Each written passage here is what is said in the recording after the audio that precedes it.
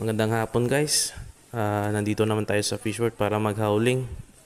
Yan yung dala kong tuna. Malaki yan, nasa 33 yung kilo. Kaya tulong-tulong muna kami dyan sa paghauling. Mga tao na yan, mga tauhan yan ng may-ari ng bangka. Kaya tumutulong na lang ako dyan para libre ng ulam mamaya. Yan guys, so malalaki yan guys. Nasa 40 pataas yung iba naman nasa 30 pataas. Yan, tingnan nyo guys. O yan.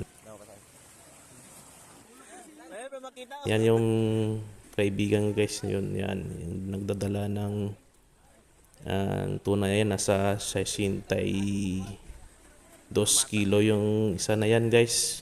Sobrang laki nga eh. Yan, ito naman yung iba guys. Oh.